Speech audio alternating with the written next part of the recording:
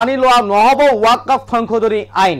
ওয়াকফ সংশোধনী আইনক লৈ ইতিমধ্যে তীব্ৰ প্ৰতিবাদ সাব্যস্ত কৰিছে দিল্লীৰ যন্তৰ মন্তৰত। পবিত্ৰ ৰমজান মাহত ইছলাম ধৰ্মাৱলম্বী লোকসকলে হাজাৰ হাজাৰ মুছলমান ৰাইজ চলাই যায় প্ৰতিবাদ সাব্যস্ত কৰিছে দিল্লীৰ যন্তৰ মন্তৰত ওয়াকফ সংশোধনী আইনক লৈ। কিয়নো ইতিমধ্যে ওয়াকফ সংশোধনী আইনক কেইবাটাও সংশোধন কৰোৱা হৈছে, 40টাকৈ সংশোধন কৰা হৈছে ওয়াকফ সংশোধনী বিধেয়কত। আৰু তাৰ পিছতেই এই ওয়াকফ সংশোধনী আইনক লৈ ইতিমধ্যে তীব্ৰ প্ৰতিবাদ সাব্যস্ত কৰিছে। কোৱা হৈছে ওয়াকফ কেৱল মুছলমানৰ অধিকাৰ, ওয়াকফৰ সম্পত্তি কেৱল মুছলমানৰ অধিকাৰ আছে আৰু এই অধিকাৰ এতিয়া বিজেপি চৰকাৰে কাঢ়ি ল'বলৈ চেষ্টা কৰিছে। ইয়াক কোনো কাৰণতেই দিয়া হোৱা নহ'ব। এই মুহূৰ্তত সবিশেষ লৈ চেষ্টা কৰিছোঁ। পবিত্ৰ ৰমজান মাহত দিল্লী কপালে মুছলমান ৰাইজে দিল্লীৰ যন্তৰ মন্তৰত মুছলমান লোকসকলৰ তীব্ৰ প্ৰতিবাদ।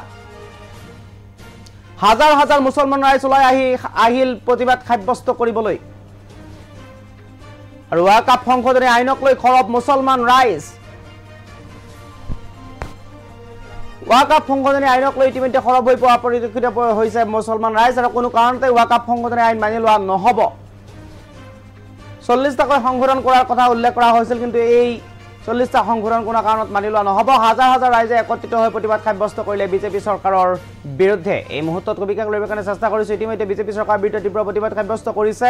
ওয়াকফৰ সম্পত্তিৰ অধিকাৰ কেৱল মুছলমানৰ বুলি মন্তব্য কৰিছে প্ৰতিবাদকাৰীসকলে।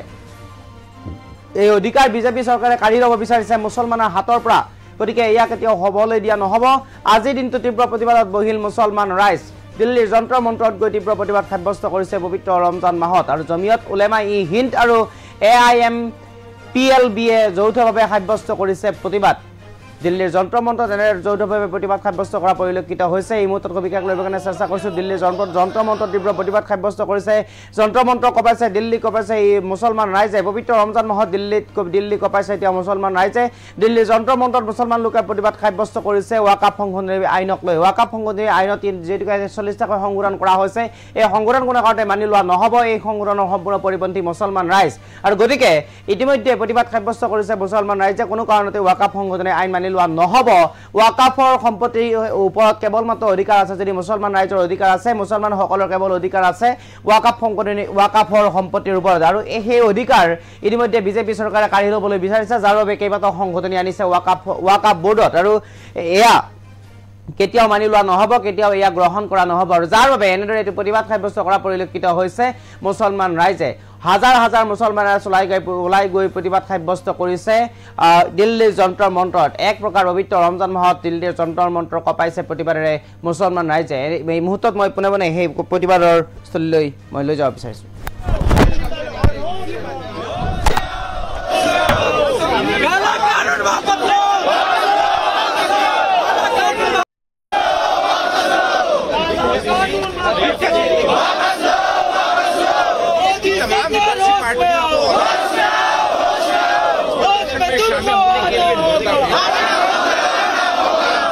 के बात करते हैं या फिर CPI की बात करते हैं।